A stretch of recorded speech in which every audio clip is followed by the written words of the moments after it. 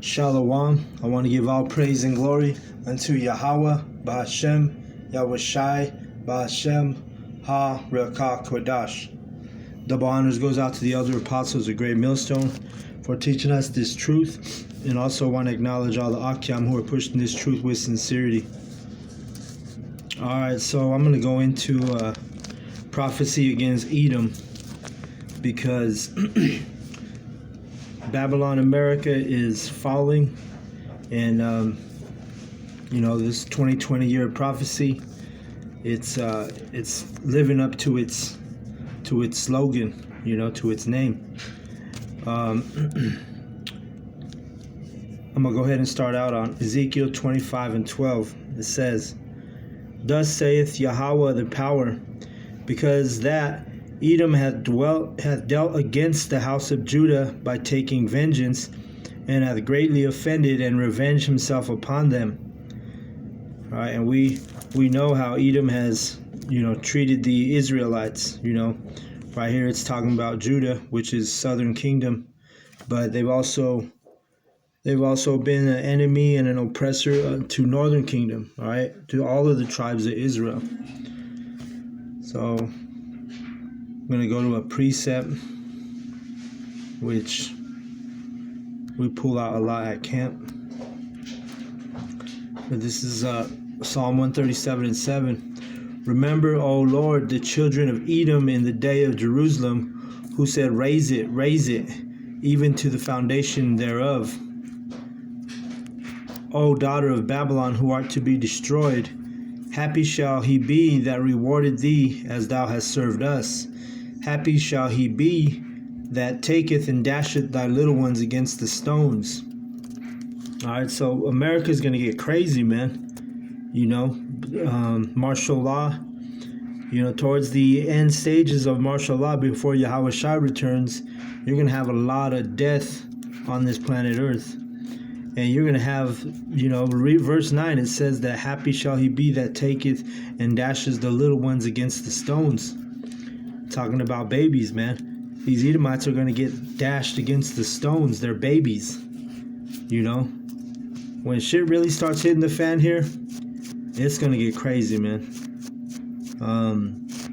Verse 7, it says that, the children of Edom, in the day of Jerusalem, meaning the destruction of Jerusalem, raise it. That means destroy it.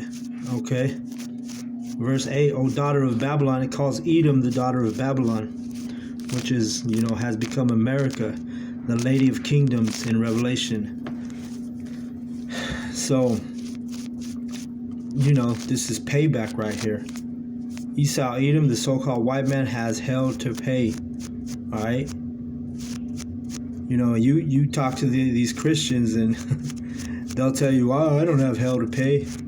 Well, it's because they don't understand the Bible. They don't understand that they have to pay for the sins of their fathers. Where is that? Is it Isaiah? I think that's in Isaiah. I'm not sure where, but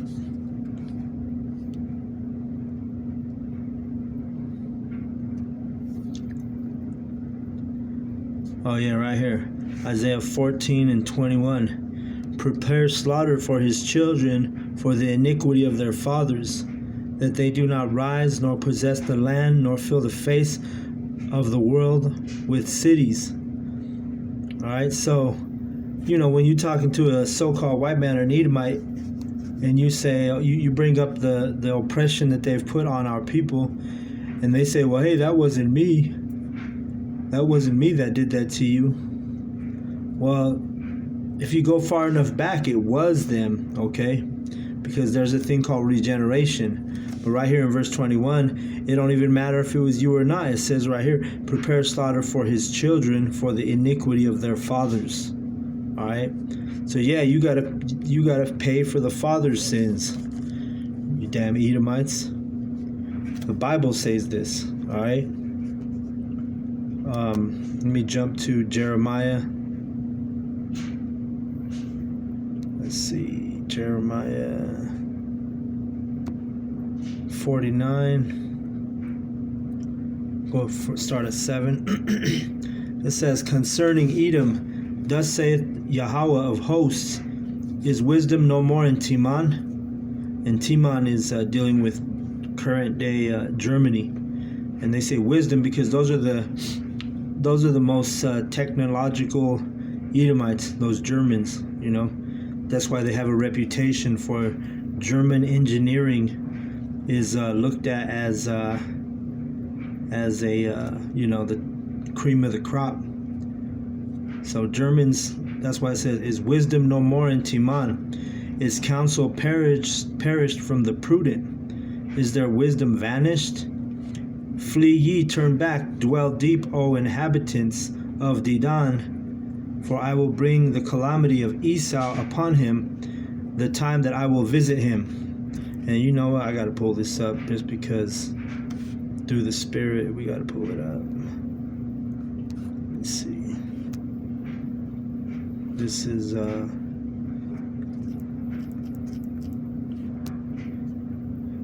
this is the guy who had a big part in the nuclear creating. Look, see in the, it says known for in the middle of the screen, German nuclear weapons program, and his name is Abraham Esau, German physicist.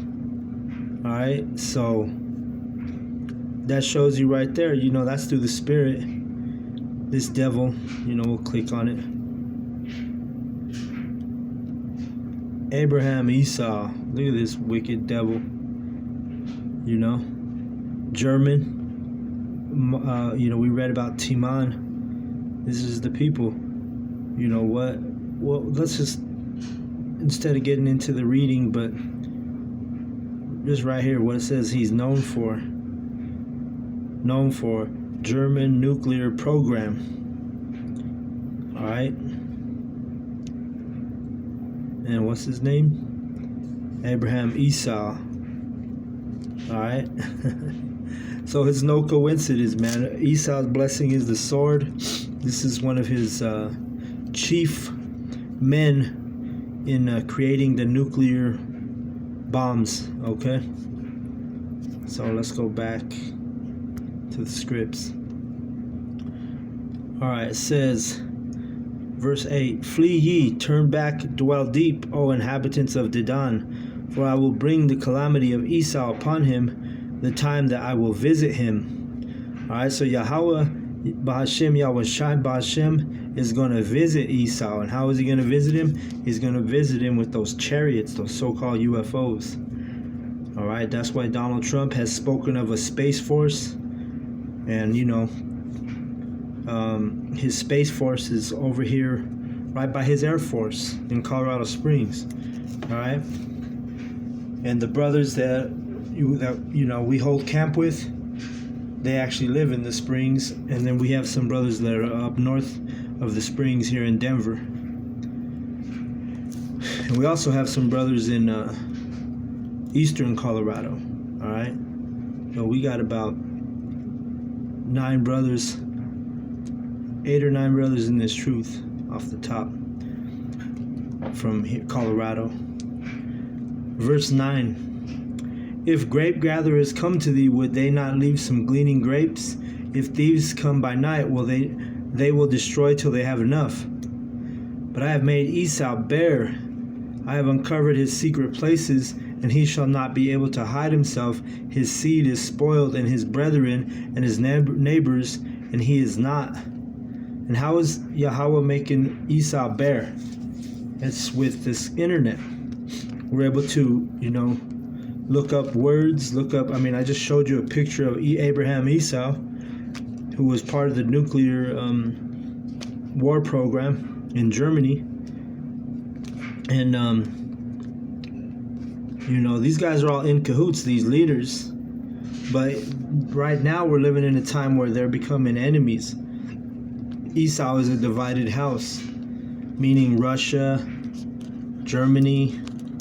These countries are going to make the whore desolate, like it says in Revelation. And the whore is America, all right?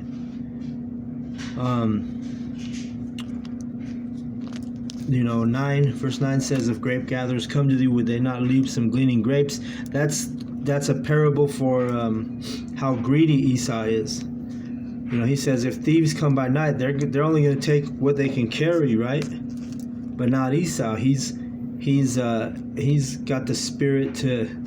He wants everything. You know, he's got a greedy spirit. Even when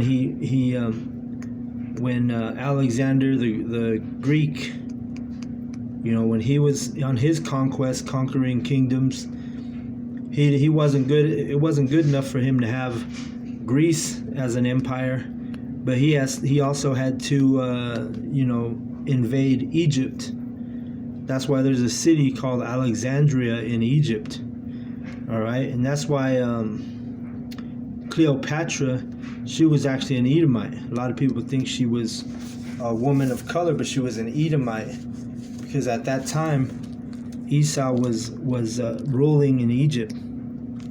All right, and that's why they have that town or city called Alexandria, named after the Greek conqueror Alexander the Great. Well, we call him Alexander the Freak. They call him Alexander the Greek.